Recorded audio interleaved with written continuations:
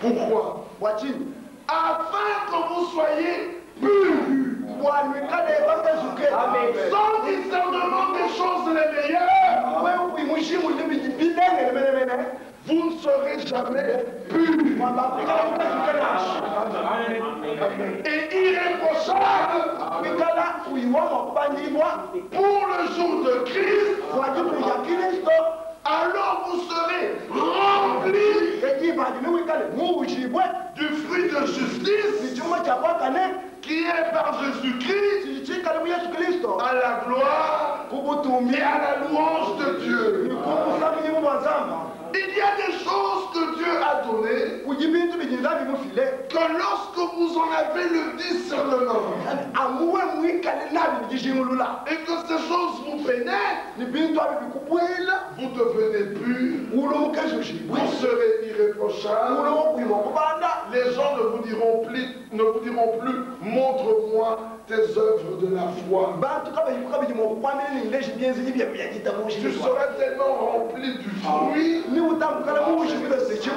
que tout le monde verra. Mais regardez les arbres.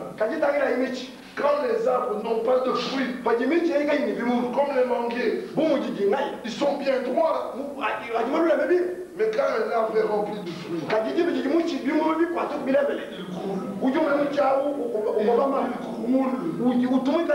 Parce que les fruits sont lourds. Amen. Quand on a le discernement des choses les meilleures, je fais quelque chose. Je vais prendre un exemple naturel pour quelques minutes. Les hommes et les femmes ont des discernements différents. Quand vous demandez à un homme, est-ce que tu connais le frère Alphonse? Il te dira lequel? Tu diras il est grand, il s'assoit souvent du côté gauche, il est un peu barbu, et tu commences à chercher. Mais si tu demandes à une femme, est-ce que tu connais le frère François? Ah, celui qui porte souvent une chemise jaune. Voilà leur discernement. Il est différent du nôtre. Chacun discerne selon ce qu'il est. Quand tu viens, si tu as les yeux rouges, le docteur regarde et dit, tu es malade? Celui qui n'est pas docteur te dira, tu as mal dormi? Mais le policier va regarder, tu as fait le genre. C'est un discernement selon sa position. Alors Paul dit, que votre amour augmente de plus en plus en connaissance et en pleine intelligence pour le discernement des choses les meilleures.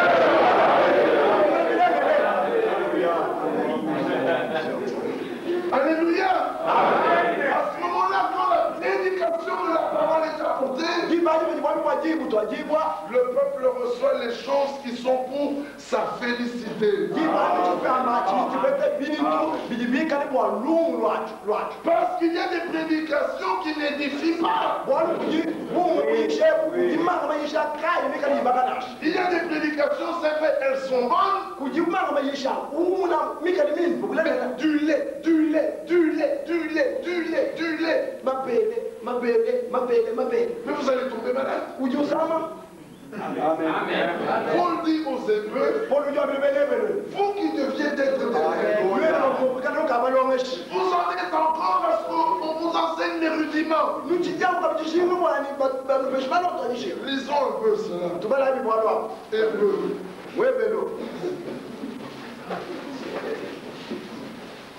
Au chapitre 5. Verset 11. Nous avons beaucoup à dire là-dessus. Et des choses difficiles à expliquer. Parce que vous êtes devenus lents à comprendre. Vous, en effet, qui depuis longtemps deviez être des maîtres, vous avez encore besoin qu'on vous enseigne les principes élémentaires des oracles de Dieu. Est-ce que vous comprenez cela? Vous en êtes venus à avoir besoin de lait et non d'une nourriture solide. Il y a quelque chose qui tombe là. Il y a quelque chose qui ne va pas. Depuis 1 an, 2 ans, on peut boire, on ne peut pas boire. Depuis 2 ans, 3 ans, 4 ans. Mais ce sont des enfants chétifs.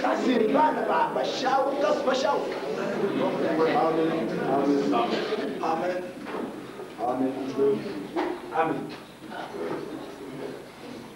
Depuis 4 ans. Est-ce qu'on peut porter un bijou? Est-ce qu'on ne peut pas? Comment vous préparez? Allez-vous vous préparer pour le retour de Christ? Vous en êtes encore au lait, au rudiment. Or, quiconque en est au lait n'a pas l'expérience de la parole de la justice. Car il est un enfant, c'est-à-dire un homme charnel. 1 Corinthiens au chapitre 2. Regardez. Verset 14. 3 groupes d'hommes. Mais l'homme animal n'accepte pas les choses de l'Esprit de Dieu, car elles sont une folie pour lui. Chapitre 3. Non, verset 15. L'homme spirituel, au contraire, juge de tout. Et il n'est lui-même jugé par personne. Chapitre 3. Pour moi, frère, ce n'est pas comme à des hommes spirituels que j'ai pu vous parler, mais comme à des hommes charnels, comme à des enfants en Christ. Vous n'êtes plus des hommes animaux, parce que vous êtes nés de nouveau, mais vous êtes encore charnels, des enfants en Christ. Mais il faut devenir des hommes spirituels. Amen. Amen. L'homme spirituel juge de tout. Hébreux chapitre 5. Verset 13. Or, quiconque en est au lait n'a pas l'expérience de la parole de justice, car il est un enfant. Mais la nourriture solide est pour les hommes faits. Maintenant, vous prenez la nourriture solide, vous la donnez aux enfants, mais il va tomber malade. Amen. Je vois vos regards. Vous voulez me dire que être libre de boire, c'est la nourriture solide. Vous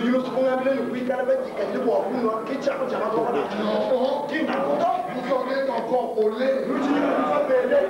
C'est pas ça la nourriture solide. La nourriture solide est pour les hommes faits. Pour ceux dont le jugement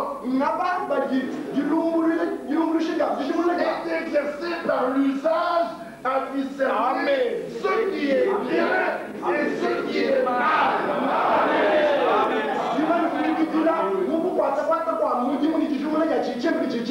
C'est-à-dire, c'est un homme. Il voit une situation donnée. Comme la parole de Dieu habite en lui. Et que l'Esprit de Dieu habite en lui. Il sait discerner. Ce qui est bien, ce qui est mal. Amen. Amen. C'est pourquoi, dans le chapitre 6, laissant les éléments de la parole de Christ, tendons à ce qui est parfait,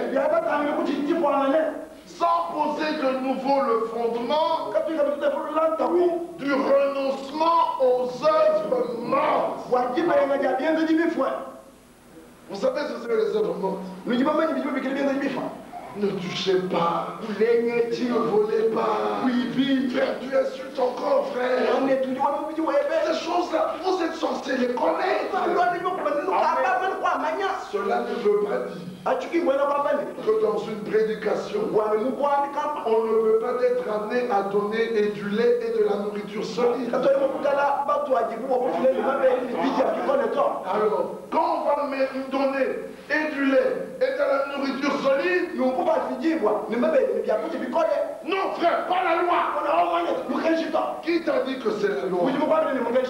Lis la loi. On ne t'a pas demandé de te faire circoncire. Et on ne t'a pas dit qu'en arrêtant de faire le mal, tu vas te sauver. Et nous te disons que si tu es sauvé, tu arrêteras de faire le mal.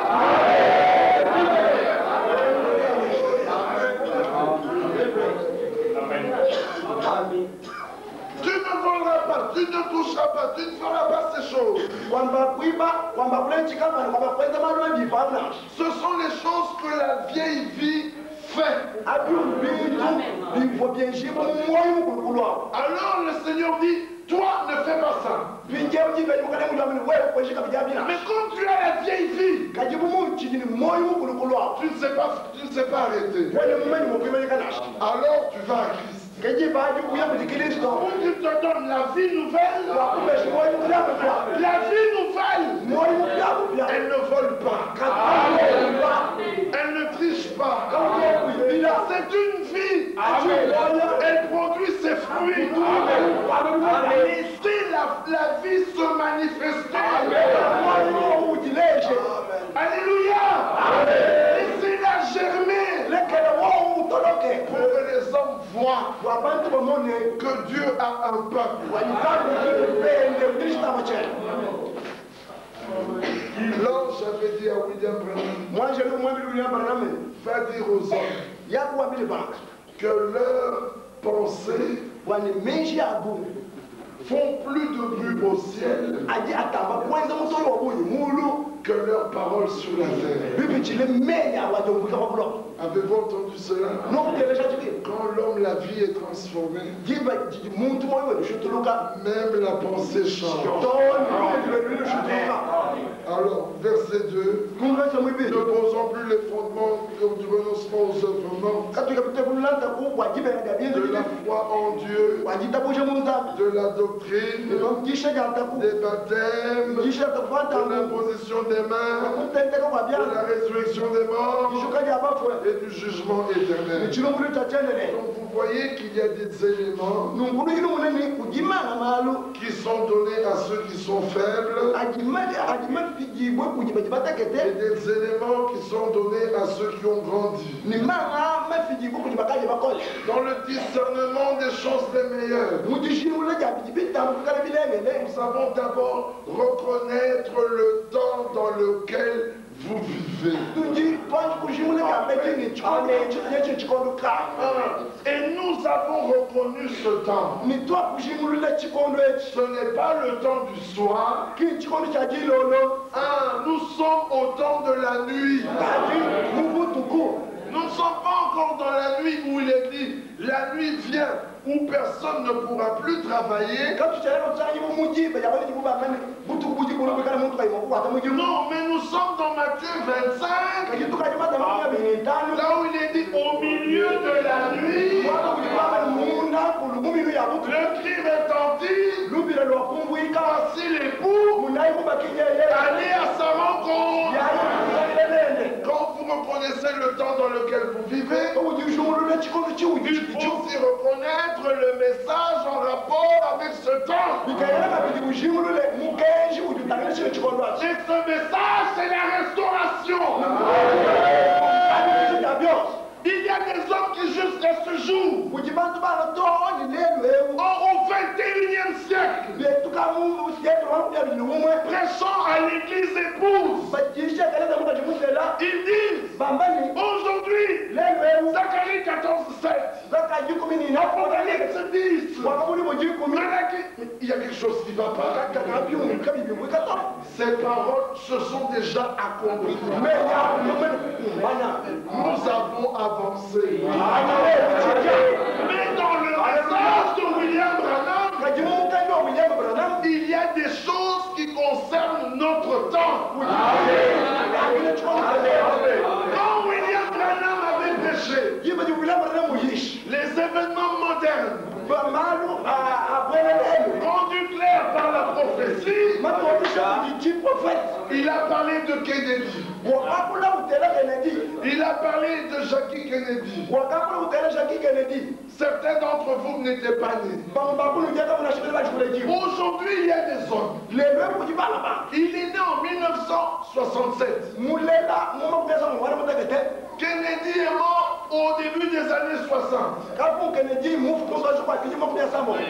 En 61, et il se tient devant le peuple. Aujourd'hui, nous allons parler des événements modernes. Kennedy est comme un cap. Mais c'est un fou.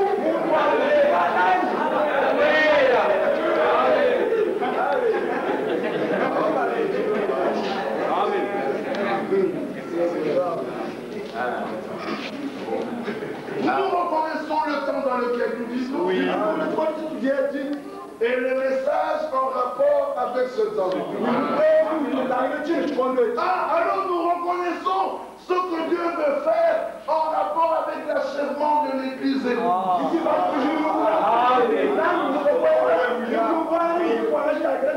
Alléluia. Du temps de William Branham, le cri était sortez du milieu d'eux.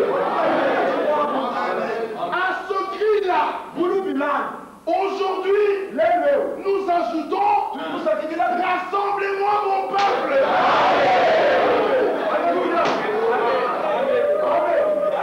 C'est le psaume 50. Et Dieu a dit ça à Ewald. Ce n'est pas moi qui rassemble. C'est pas Ewald qui rassemble. C'est pas toi qui rassemble. Ah, c'est son esprit qui rassemble.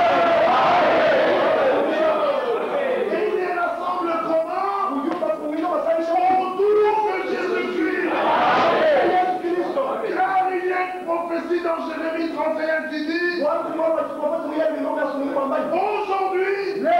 je vais faire une chose nouvelle.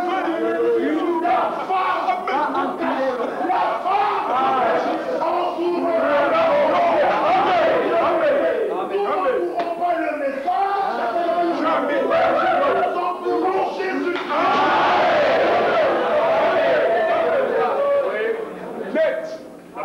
Amen. Alors là, l'épouse va vers l'achèvement. Comme elle entoure l'époux, 2 Corinthiens 3, au chapitre 17, s'accomplit avec elle. Or le Seigneur, c'est l'Esprit. Et là où est l'Esprit du Seigneur, là est la liberté. Vous regardez comment les hommes sont délivrés. Vous connaîtrez la vérité. Et la vérité vous rendra libre. Si vous avez cru en lui, Demeurez dans sa parole. Amen. Mais si vous demeurez dans sa parole, vous le connaîtrez. Amen. Parce que c'est un homme. Amen. Alléluia. Vous le connaîtrez, lui. Lui qui a dit, je suis la vérité. Et alors la vérité vous affranchira. C'est pas un prédicateur qui affranchit. On a besoin d'une prière de délivrance.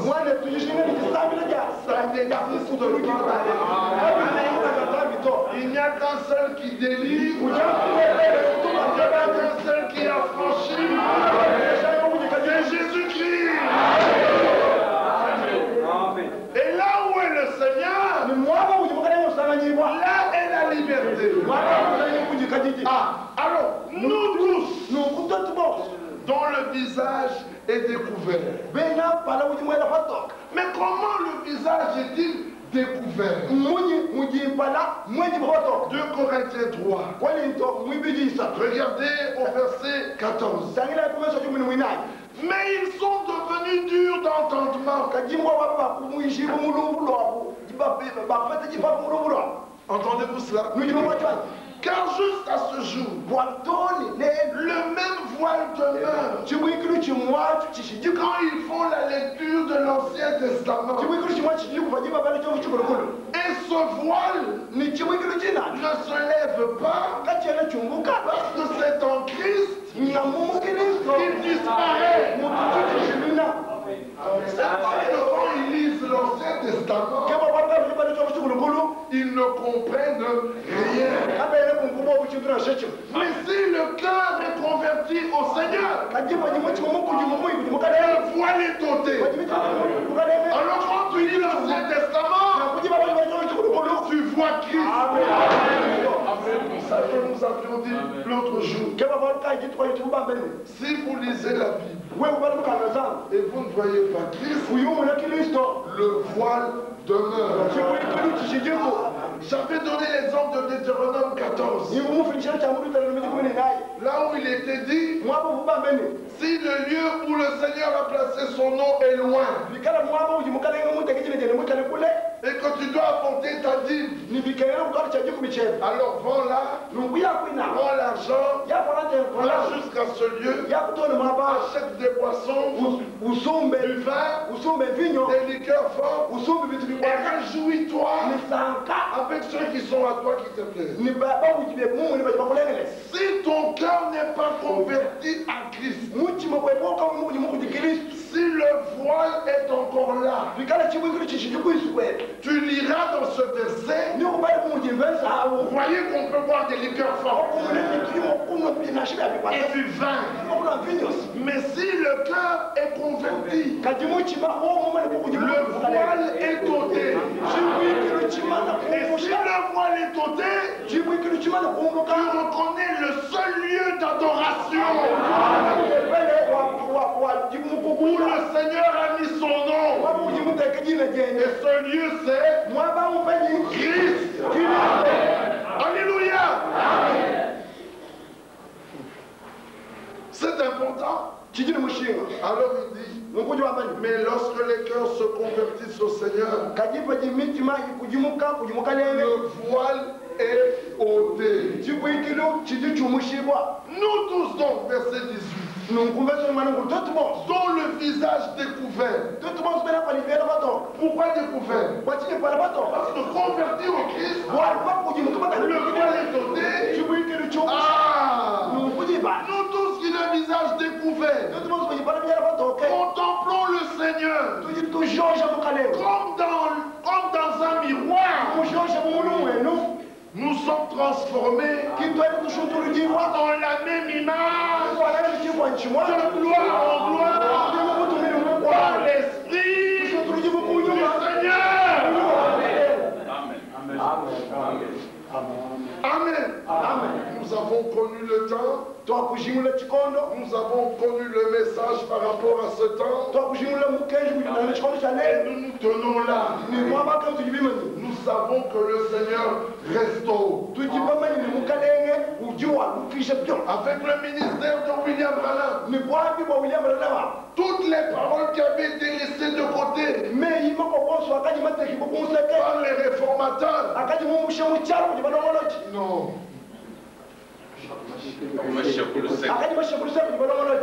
Les réformateurs ont fait du bon travail. Mais comme ils n'étaient pas prophètes, ils ne pouvaient pas retrouver toutes les paroles. Alors le prophète du temps de la fin, il a retrouvé toutes ces paroles et il les a remises sur le chandelier. Maintenant c'est à vous et à moi à aller prendre ces paroles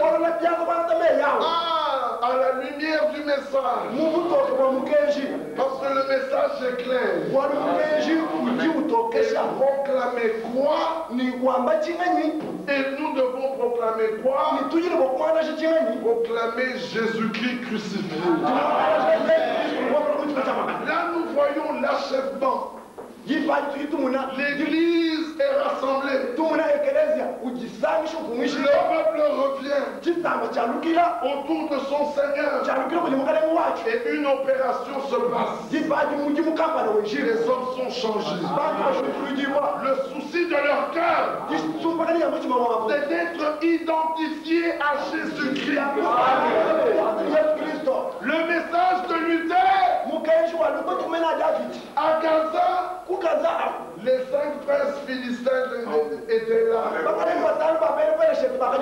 Aujourd'hui, à Gaza, ces méchants sont encore là. Mais le Seigneur avait prophétisé dans le livre de Sophonie. Il dit dans Sophonie 2, verset 4, car Gaza sera délaissé. Ascalon sera réduit en désert. Asdod sera chassé en plein midi. Écron sera déraciné. Alléluia. Aujourd'hui, ils lancent leur attaque de là. Mais sachez que cette contrée sera bientôt vierge. Et la Bible dit au verset 7, verset 6, les côtes de la mer seront des pâturages, des demeures pour les bergers et des parcs pour les troupeaux. C'est là qu'ils paîtront. Ils reposeront le soir dans la maison d'Ascalon. Alléluia. Amen. Les hommes veulent partager Israël. Mais il y a une chose qui ne va pas. Jérémie chapitre 27. Écoutez ce qu'il l'écriture. Vous le savez déjà. 27 au verset 5. C'est le Seigneur qui parle. C'est moi qui ai fait la terre. Les hommes et les animaux qui sont sur la terre. Par ma grande puissance et par mon bras étendu. Et je donne la terre à qui cela me plaît. Dieu a donné cette terre à Abraham. Mais regardez notre Père dans la foi.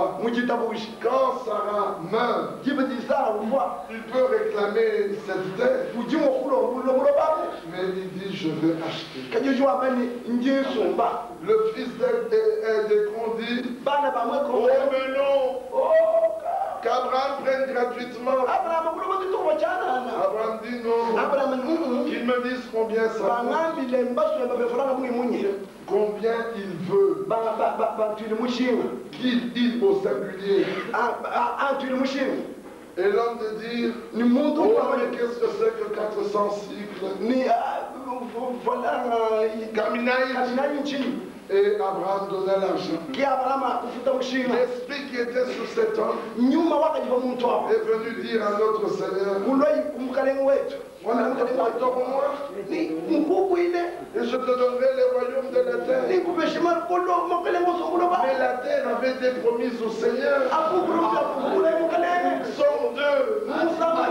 Aujourd'hui,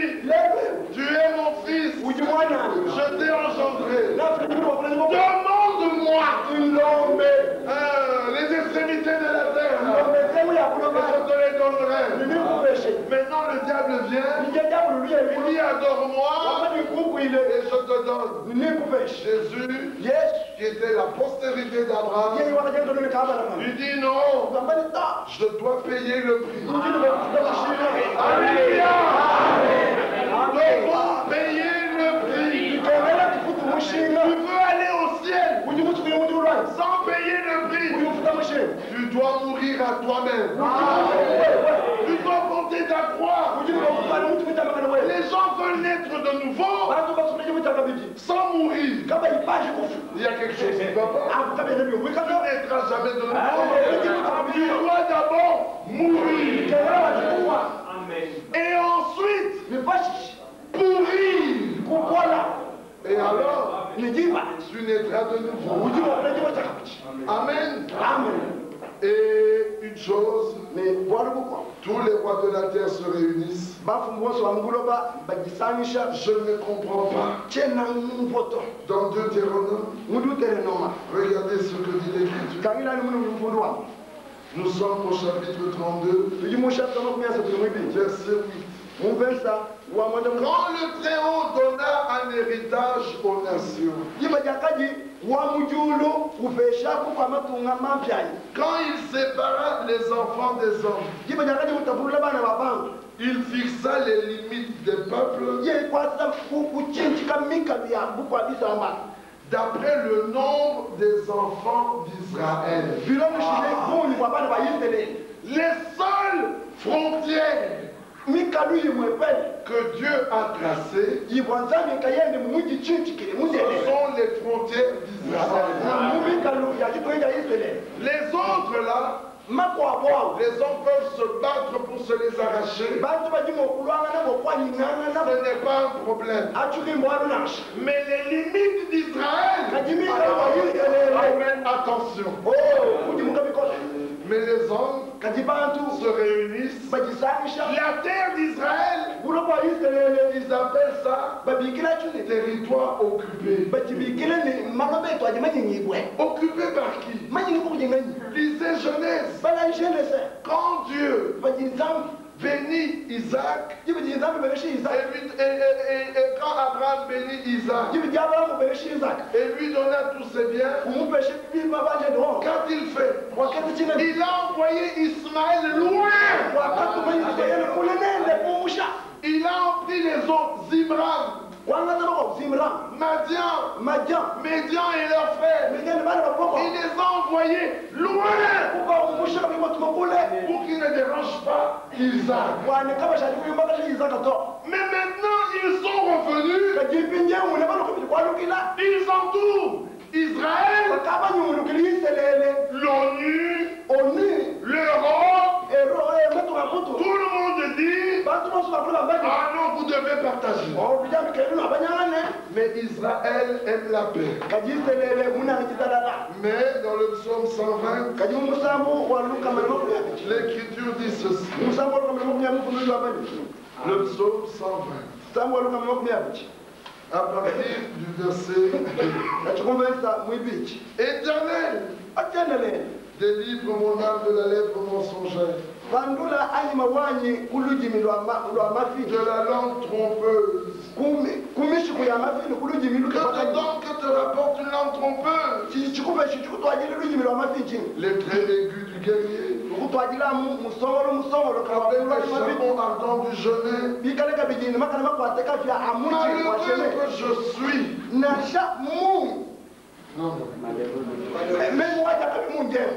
De séjourner à Méchec, d'habiter parmi les tentes de Kédar. Vous savez où sont les tentes de Kédar? Ésaïe chapitre 21. Ésaïe 21. Verset 13. Oracle sur l'Arabie. Verset 16, allons rapidement. Car ainsi m'a parlé le Seigneur. Dernière partie. Et c'en est fait de toute la gloire de Kedar. Habiter parmi les tentes de Kedar, c'est habiter parmi les Arabes. Il n'y a que 4 petits millions de Juifs. Il y a plus de 220 millions d'Arabes. Revenons au psaume 120. Alors cet homme de Dieu de dire, verset 6, assez longtemps mon âme a demeuré auprès de ceux qui haïssent la paix. Je suis pour la paix. Mais dès que je parle, ils sont pour la guerre. Et c'est ce qu'on voit. Israël leur a donné des territoires. Israël leur a donné des armes. Tout ce qu'ils font, c'est la guerre. Et les hommes mettent ça sur le dos d'Israël. Dans Jérémie, il est dit, ils parlent de paix, mais dans leur cœur, ils font des projets de guerre. Et c'est ce que nous vivons. Et pourquoi tout cela? Maintenant, là, à cause de Jérusalem. Les catholiques ont Rome. Ils ont Lourdes. Ils ont Fatima.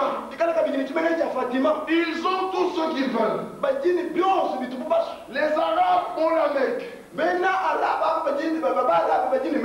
Ils ont Médine. Les Juifs n'ont que Jérusalem. Mais subitement, à la fin des temps, tous veulent Jérusalem. Mais la Bible dit, Jérusalem restera à Jérusalem. Je ferai de Jérusalem une pierre pesante. Quiconque voudrait la soulever, il se rompra le dos. Alléluia. Que voyons-nous? Sharon veut simplement passer sur le mont des temples. Quand il fait de mal, si ce n'est aller se promener là, là où était le temple de Salomon, il se fâche. Il commence la guerre. Et le monde entier les soutient. Et le pape leur dit, le problème de Jérusalem ne pourra se résoudre qu'avec nous.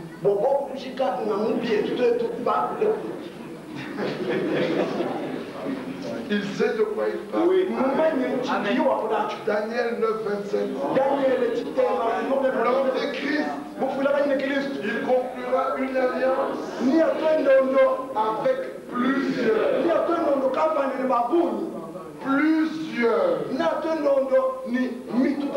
Une alliance de 7 ans. Notre Seigneur a fait une alliance éternelle. Mais lui, il fera une alliance de 7 ans avec plusieurs. Il est séduit d'une manière ou d'une autre. Mais maintenant, rien ne va plus. Aujourd'hui, les Juifs souffrent parce qu'ils veulent que le sabbat, les portes de Jérusalem soient fermées. Mais aujourd'hui, pendant le sabbat, les gens passent avec leur voiture. Mais que nous dit Zacharie 14? Que nous dit Ézéchiel? Que le jour du sabbat, les portes seront fermées. Et en ce temps-là, cette ville-là s'appellera Yahvé Shammah. Ce qui veut dire l'Éternel est ici. Alléluia. Dieu a un plan avec Israël. Mais nous devons arrêter. Si Dieu le permet, nous continuerons demain. Regardez comment Dieu avance avec son peuple. Ils se battent aujourd'hui pour Jérusalem. Quand vous verrez ces choses arriver, relevez votre tête.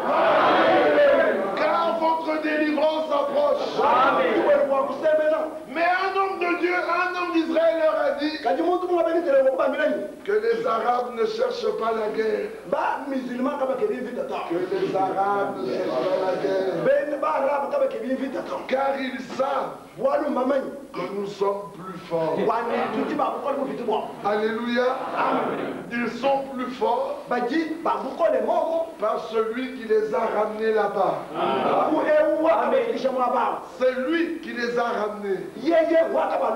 Au début du siècle, il y a des Juifs qui ont commencé à rentrer. Et Ernst leur a dit, retournons à Sion.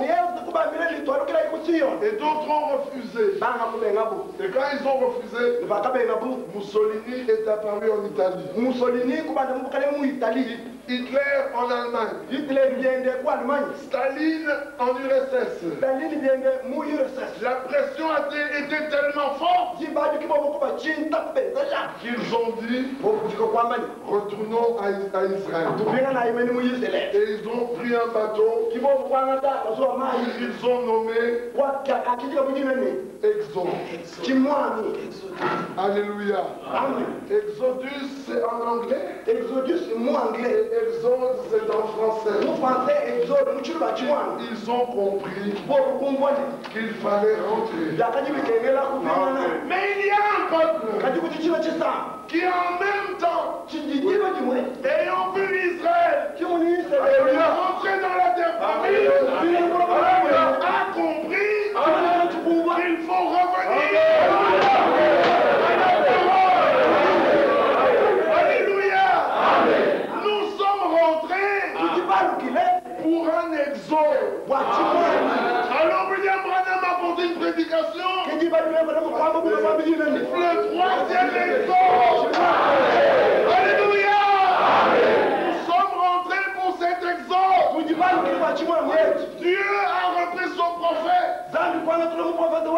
Mais quand Dieu avait repris Moïse, avait-il repris la colonne de feu? La colonne de feu était visible du temps de Moïse pour confirmer le ministère de Moïse. Quand Dieu a repris Moïse, la colonne de feu était toujours là, mais invisible.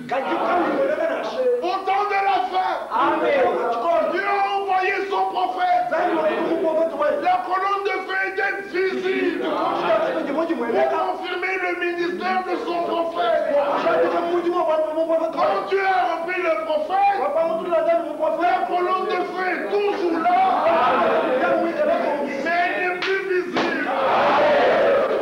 Oh, mais maintenant, nous avons Josué. Moïse était tiré des eaux. Mais Josué, c'est le vainqueur.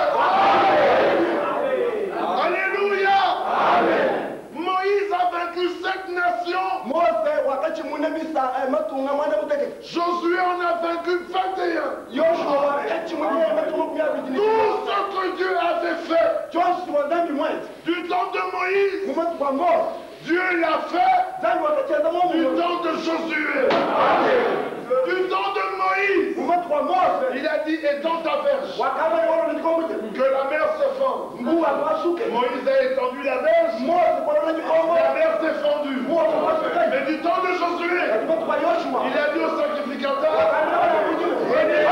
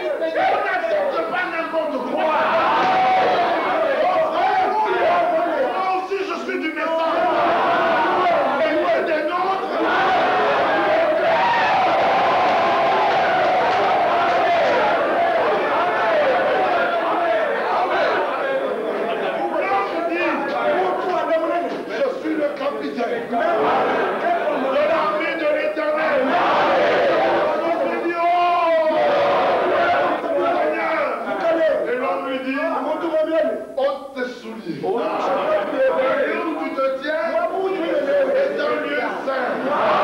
Comme avec Moïse. Moïse était dans l'accomplissement de la parole prophétique. Au commencement du message. Josué était dans l'accomplissement de la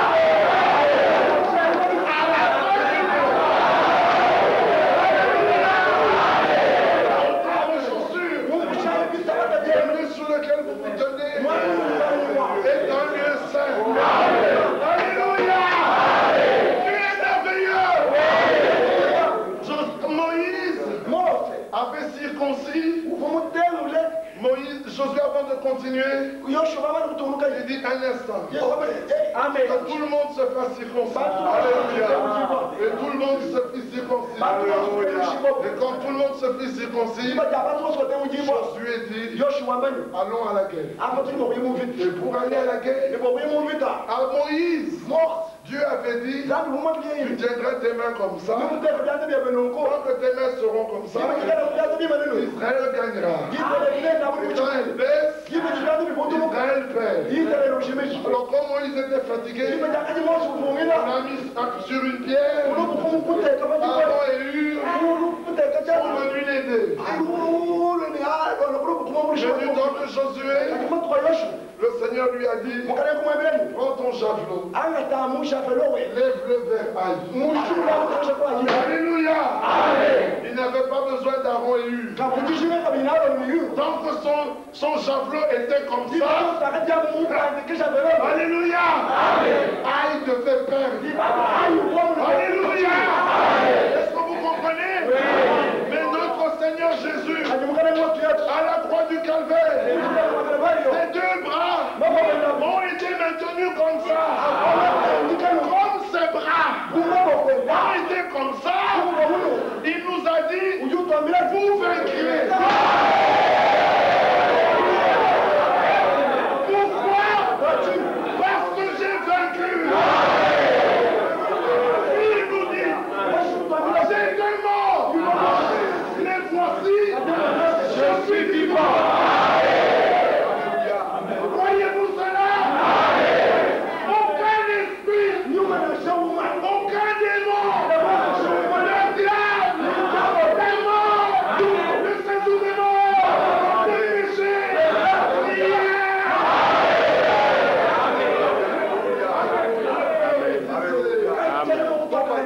car celui qui est avec nous, voilà où il est plus grand. Plus grand que qui? Celui qui est dans nous. Croyez-vous cela? Vous le croyez réellement? Qu'il vous soit fait selon votre foi.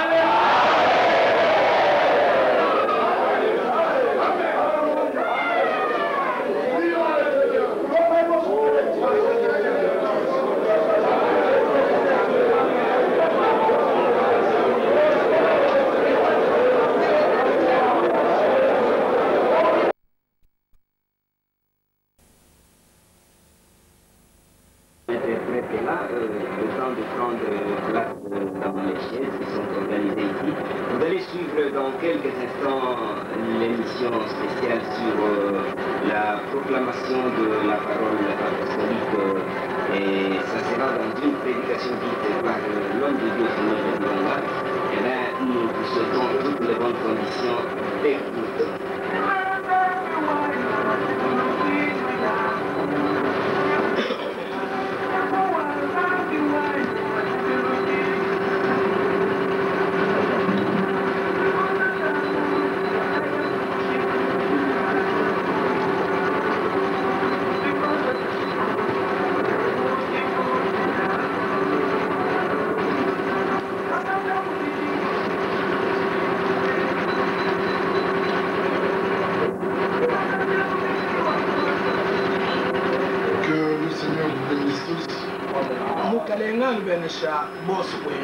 Ce soir, l'occasion nous est encore accordée.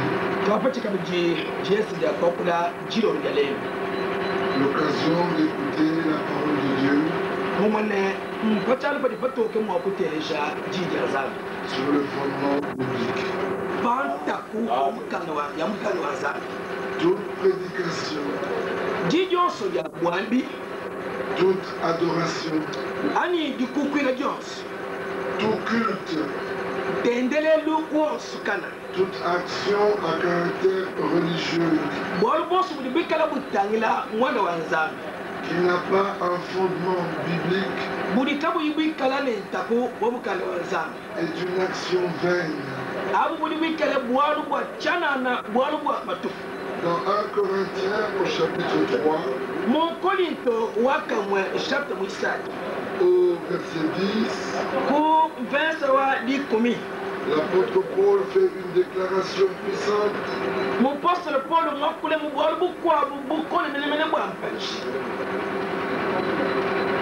Je cite: selon la grâce de Dieu qui m'a été donnée, j'ai posé le fondement comme un sage architecte.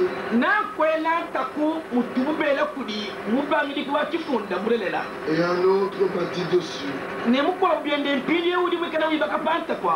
Mais que chacun prenne garde à la manière dont il bâtit dessus.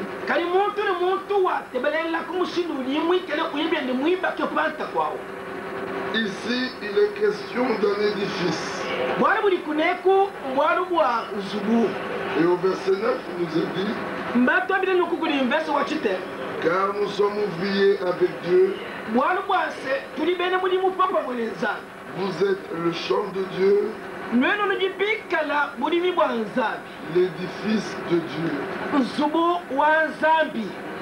Ici, il s'agit que celui qui bâtit, qu'il puisse bâtir sur le fondement du temps de notre Seigneur Jésus-Christ.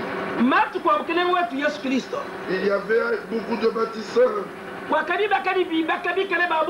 Mais une chose étrange s'était produite. Pendant que Jésus parlait, les pharisiens, les scribes, c'est-à-dire des hommes religieux qui faisaient leur propre œuvre, se sont retrouvés s'opposant à Jésus-Christ. Et dans Matthieu au chapitre 21, au verset 42, Jésus leur dit: n'avez-vous jamais lu dans les Écritures la pierre qu'ont rejetée ceux qui bâtissaient est devenue la principale de l'angle? C'est du Seigneur que cela est venu, et c'est un prodige à nos yeux. C'est pourquoi je vous le dis, le royaume de Dieu vous sera enlevé et sera donné à une nation qui en rendra les fruits. Celui qui tombera sur cette pierre s'y brisera.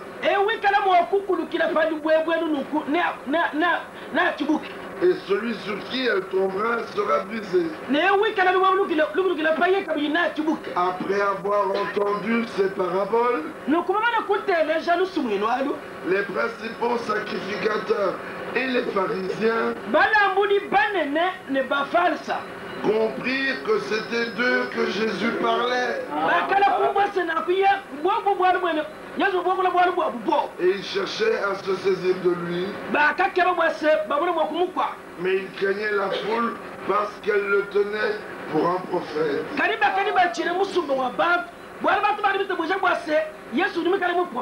Avant la venue de notre Seigneur, il y avait des bâtisseurs. Mais ces bâtisseurs ont commis une erreur. Ils ont rejeté la pierre qui était la pierre de l'angle. Il était déjà dit dans Ésaïe 28. Nous lisons: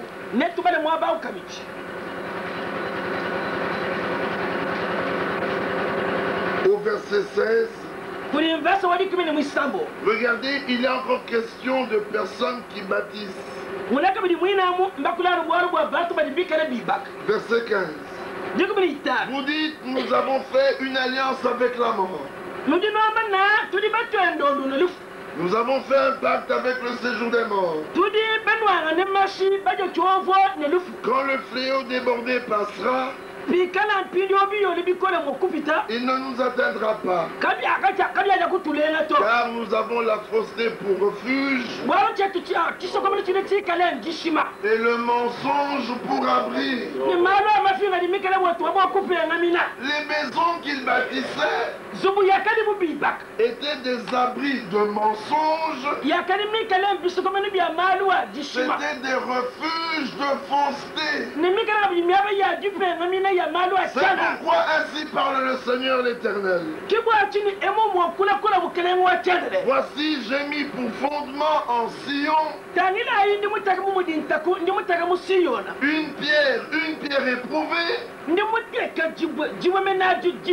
une pierre angulaire de prix, solidement posée. Celui qui la prendra pour appui n'aura point hâte de fuir. Ça, c'est ce que le Seigneur avait déjà dit. Dans le psaume 118, il est dit au verset 21 et 22,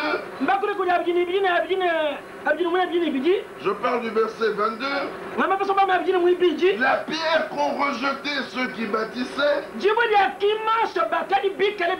est devenue la principale de l'angle. C'est de l'Éternel que cela est venu. C'est un prodige à nos yeux. Et voici que ces hommes connaissant ces prophéties se mettent à bâtir, mais au lieu de prendre la pierre principale, ils la rejettent.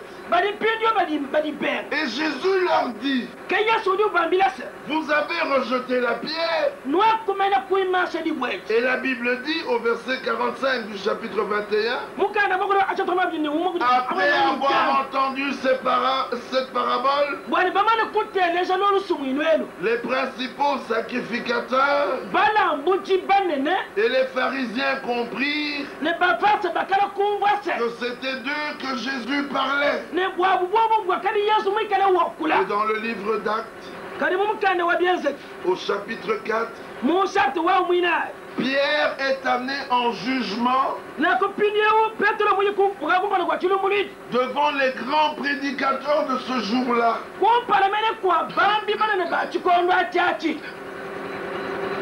Acte 4, verset 8. Alors Pierre, rempli du Saint-Esprit, leur dit, chef du peuple et ancien d'Israël, puisque nous sommes interrogés aujourd'hui sur un bienfait accordé à un homme malade, afin que nous disions comment il a été guéri, sachez-le tous, et que tout le peuple d'Israël le sache. C'est par le nom de Jésus-Christ de Nazareth que vous avez crucifié et que Dieu a ressuscité des morts. C'est par lui que cet homme se présente en pleine santé devant vous. Jésus est la pierre rejetée par vous qui bâtissez et qui est devenue la principale de l'angle. Il n'y a de salut en aucun autre nom, car il n'y a sous le ciel aucun autre nom qui ait été donné parmi les hommes par lequel nous devions être sauvés. Lorsqu'ils virent l'assurance de Pierre et de Jean,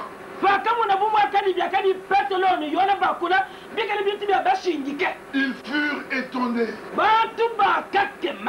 Aujourd'hui, il y a encore des bâtisseurs. Des bâtisseurs religieux. Et ils ont bâti des quantités et des quantités d'églises. Mais le même problème se pose encore. Les bâtisseurs ont rejeté la pierre de l'angle. Ils bâtissent leur église sur leur religion, sur leur doctrine, sur leurs anciens, sur leurs pratiques. Et lorsqu'il y a une âme sincère qui veut connaître Dieu, qui veut connaître la parole de Dieu, commet l'erreur de leur poser la question, ils répondent: chez nous, dans notre église, dans notre communauté, nous n'avons pas besoin de vos communautés. Nous n'avons pas besoin de vos églises. Nous n'avons pas besoin de vos religions. Nous avons besoin de la maison que le Seigneur bâtit. C'est là que se trouve tout le problème. Hier, une question m'a été posée. Où est-ce que je me situe? Mais je me situe dans la maison de Dieu. Quelle est la maison de Dieu? 1 Timothée 3. Nous sommes au verset 15. Lisez avec moi. À partir du verset 14. Je t'écris ces choses avec l'espérance d'aller bientôt vers toi. Mais si je tarde, tu sauras comment il faut se conduire dans la maison de Dieu, qui est l'église du Dieu vivant. Bien-aimé, il ne s'agit pas des bâtiments où on a écrit Église du Christ au Congo.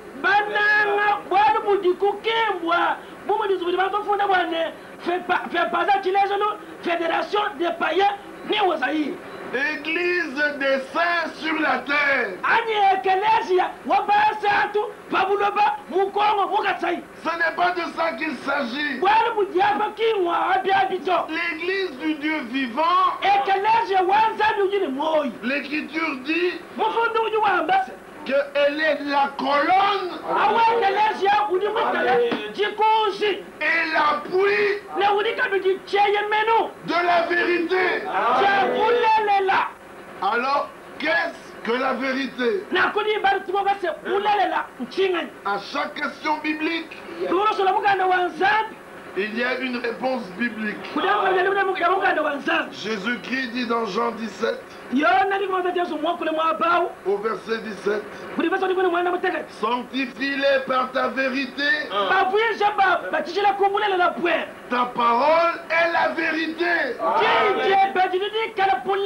L'église du Dieu vivant, c'est là où la pure parole de Dieu est trouvée. Ah, et cette église-là, elle a pour fondement le fondement que Paul a posé.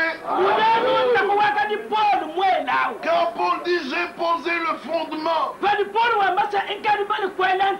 comme un sage architecte,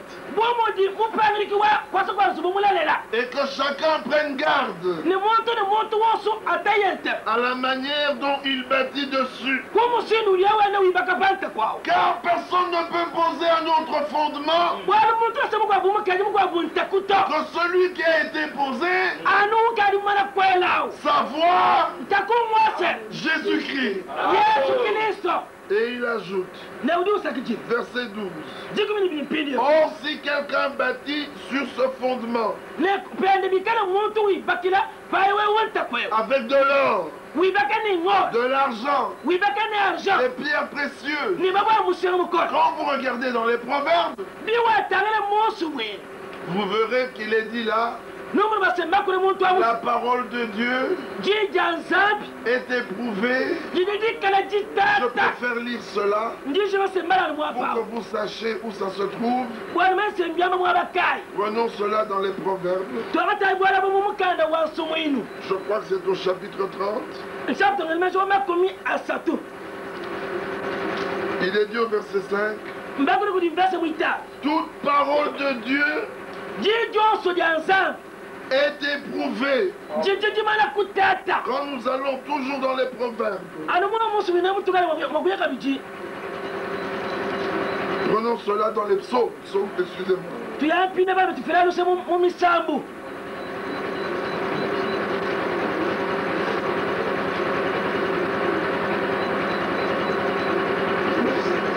Merci. Nous sommes dans le psaume 19. C'est bien ça? 12, 7. Dans le psaume 12, 7, je me suis. Il est dit, les paroles de l'Éternel sont des paroles pures, un argent éprouvé sur terre au creuset, et 7 fois épuré. Donc, nous voyons que ceux qui bâtissent avec de l'or, de l'argent, des pierres précieuses,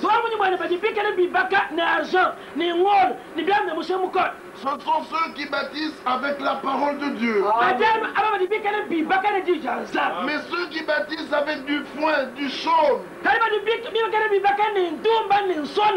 dans le livre de Jérémie, il est dit au chapitre 23, regardez là, verset 28, que le prophète qui a eu un songe raconte ce songe. Et que celui qui a entendu ma parole rapporte fidèlement ma parole. Pourquoi mêler la paille au froment? Le songe est considéré comme de la paille. Les hommes qui viennent avec leurs propres paroles bâtissent avec du chaume et du foin. Alors la Bible dit au verset 13 de 1 Corinthiens 3:13, car le jour la fera connaître, parce qu'elle se révélera dans le feu, et le feu éprouvera ce qu'est l'œuvre de chacun. Si l'œuvre bâtie par quelqu'un sur le fondement subsiste,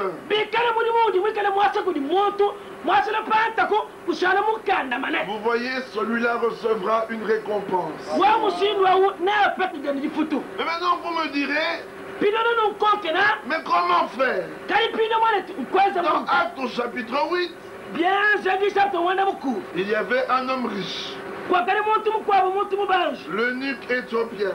Il est allé à Jérusalem pour adorer. Et il revenait. Et dans son char, il lisait le prophète Ésaïe. L'Esprit dit à Philippe, avance et approche-toi de ce char. Philippe a couru et entendit l'Éthiopien qui lisait le prophète Ésaïe. Philippe était un homme de Dieu.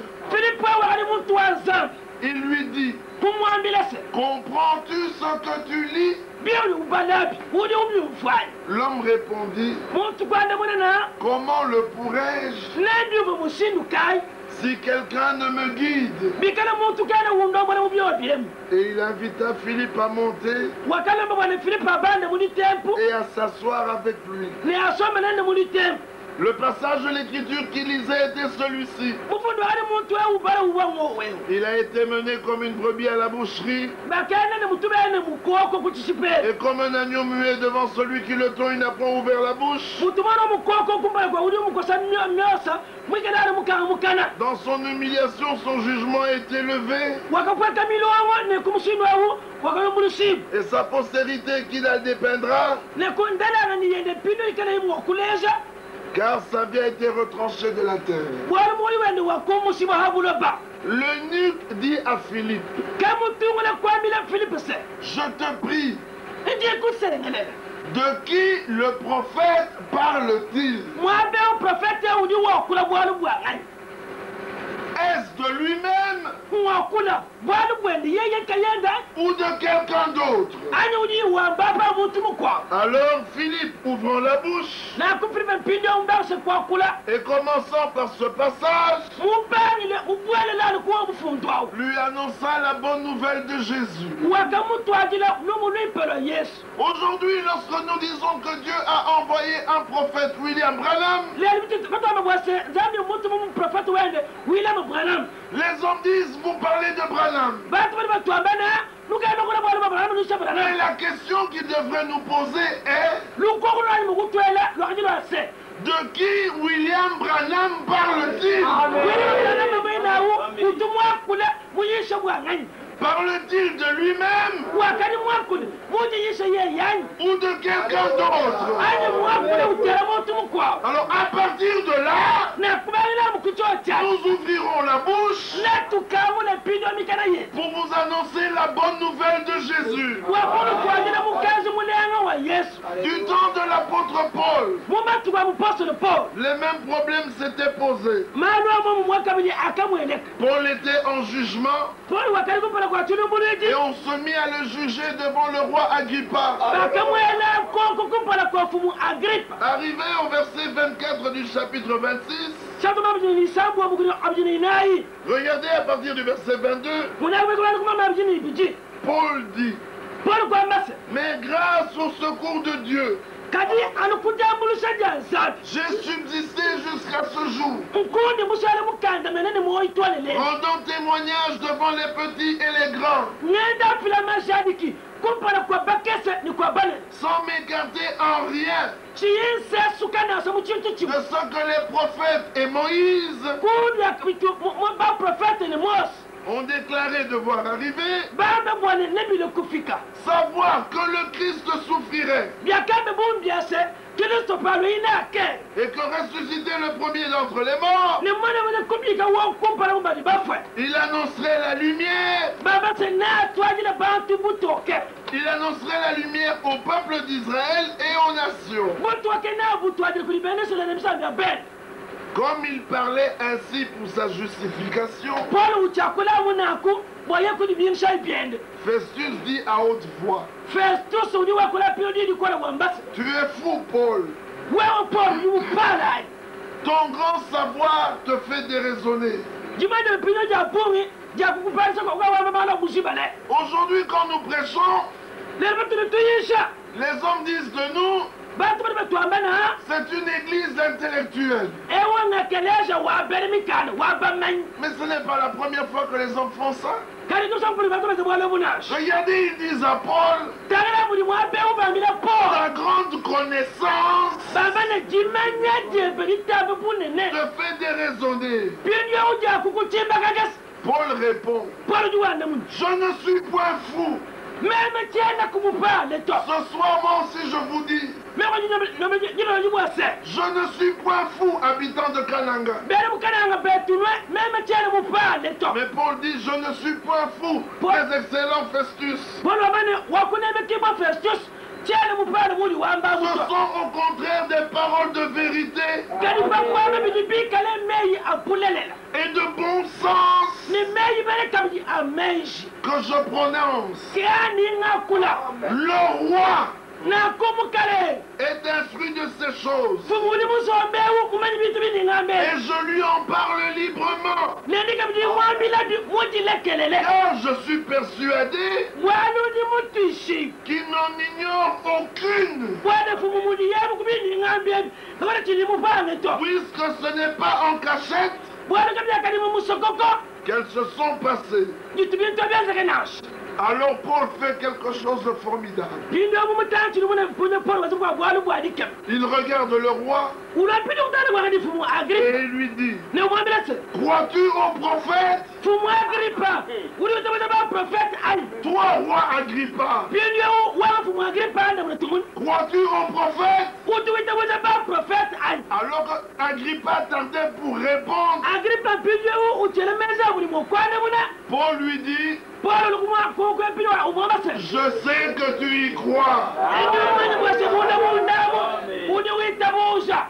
Aujourd'hui, nous vous demandons, habitants de Kananga, croyez-vous au prophète?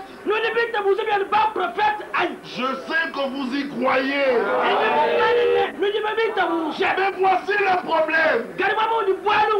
Vous voulez votre prophète, mais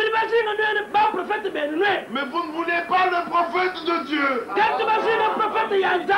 Ça a toujours été le problème. Nous avons vu qu'Israël avait ses docteurs, mais il ne voulait pas le docteur de Dieu. Du temps du roi Akab, il dit: j'ai 400 prophètes d'Israël.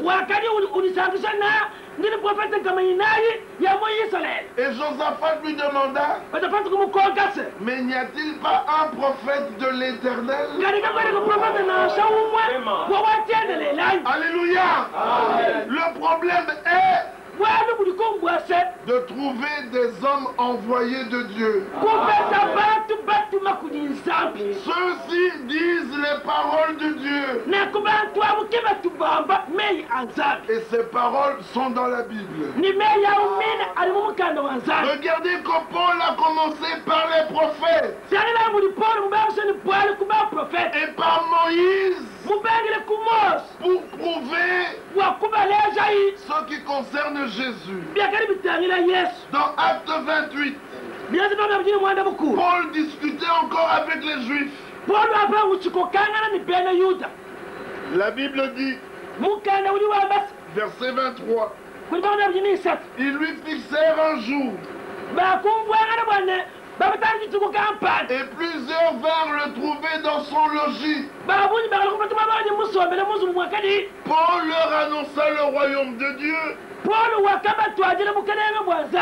en rendant témoignage et en cherchant par la loi de Moïse et par les prophètes à les persuader de ce qui concerne Jésus. Pour tous ceux qui ne sont pas d'accord, nous lançons encore un défi. Prenez vos Bibles, venez et nous vous persuaderons en commençant par les prophètes, par Moïse et dans toutes les Écritures. Voilà la prédication apostolique. Jésus-Christ lui-même, Dieu manifesté en chair, quand il devait prouver ce qui le concernait, il n'a pas menacé les gens disant: ah, je veux vous détruire. Non, regardez. Luc 24. À partir du verset 25. Alors Jésus leur dit: ô homme sans intelligence, et dont le cœur est lent à croire tout ce qu'ont dit les prophètes, ne fallait-il pas que le Christ souffre ces choses et qu'il entre dans sa gloire, et commençant par Moïse et par tous les prophètes, il leur expliqua dans toutes les Écritures ce qui le concernait. Amen. Arrivé au verset 44, puis il leur dit, c'est là ce que je vous disais lorsque j'étais encore avec vous, qu'il fallait que s'accomplisse tout ce qui est écrit de moi dans la loi de Moïse, dans les prophètes et dans les psaumes. Amen. Aujourd'hui, la prédication se fait de la même manière. Tout thème biblique doit être prouvé dans toute la Bible. Bien-aimés, nous sommes dans un âge particulier. Tout le monde attend le retour de Jésus-Christ. Matthieu 24 dit, vous entendrez parler de guerre et de bruit de guerre. Gardez-vous d'être troublés. Ce n'est que le commencement des douleurs. Il y aura des tremblements de terre en divers lieux. Il y aura la famine. Il y aura beaucoup de catastrophes. Nous entendons toutes ces choses-là. Et il a été ajouté dans 1 Thessaloniciens 5, mais quand les hommes diront paix et sûreté, une ruine soudaine fondra sur eux. Aujourd'hui, le monde entier se bat pour la paix. Israël est dans sa patrie. Il y a une guerre concernant Jérusalem. Et la Bible dit, quand vous verrez ces choses, relevez votre tête, car votre délivrance approche. L'heure est avancée. Le Seigneur avait dit qu'avant que le jour terrible du Seigneur arrive, le jour de colère, le jour de destruction, il enverrait Élie le prophète. Élie est venu et il a prêché. Qu'a-t-il prêché? Il a dit, j'ai prêché comme Paul. Qu'est-ce que Paul a prêché? Il a prêché que Jésus est Seigneur à la gloire de Dieu le Père. Paul dit dans 1 Corinthiens au chapitre 8. Écoutez attentivement.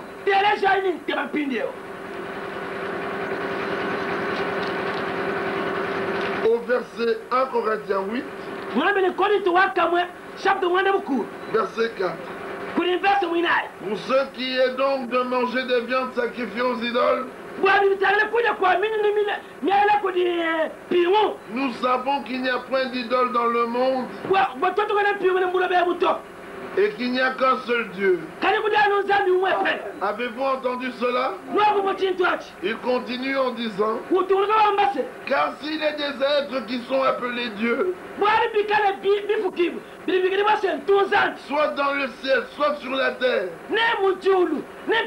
comme il existe réellement plusieurs dieux et plusieurs seigneurs, néanmoins pour nous, il n'y a qu'un seul Dieu,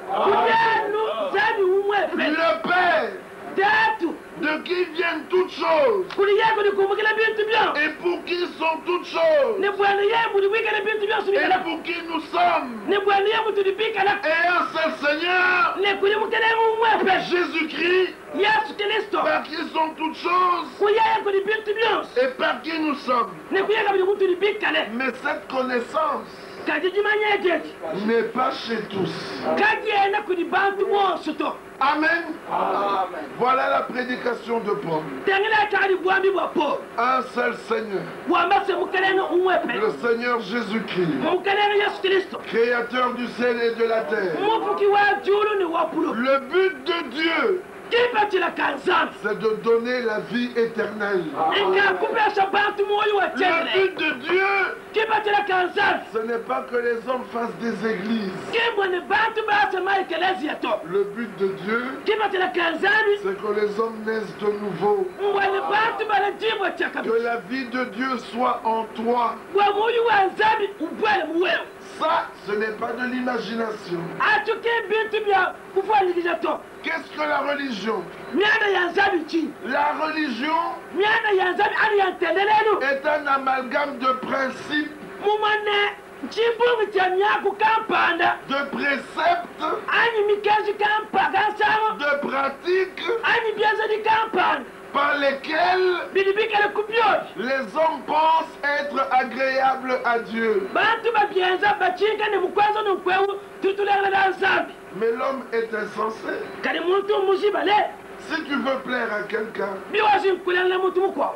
demande-lui ce qui lui plaît. Mukonke ye chitu yimusu tutulera la. Si vous voulez plaire à l'église catholique, Biwazi kulera di. Alizo bana katol. demande-leur ce qui leur plaît.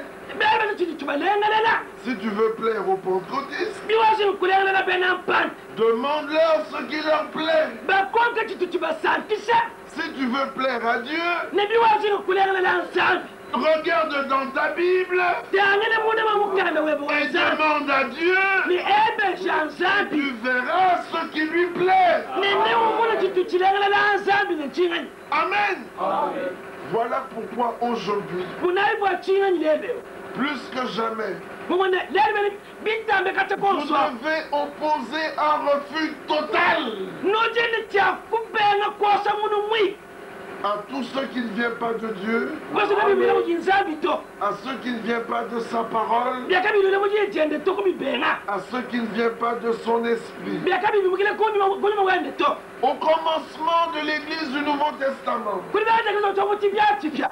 le diable était en dehors de l'Église Jabul musawa wakati pambe bipaekelesi. et il interdisait aux hommes Wakati ukandika bantu. de prêcher au nom de Jésus-Christ. Wakaba Yesu mujina ya Yesu Kristo. Mais maintenant, au temps de la fin, Kajilebe umatu kwa kusiki. le diable est entré au milieu de la chrétienté Jabul mbwele mukati mwa bwana Kristo. et il commence à prêcher lui aussi au nom de Jésus-Christ. Ne ukadi bya ni ubaso kuisa bya nakabidi. Kule na Yesu Kristo. Mais même les démons croient que Jésus est le Christ. Naso ma demon. Mitabana Yesu di Kristo. Dans Luc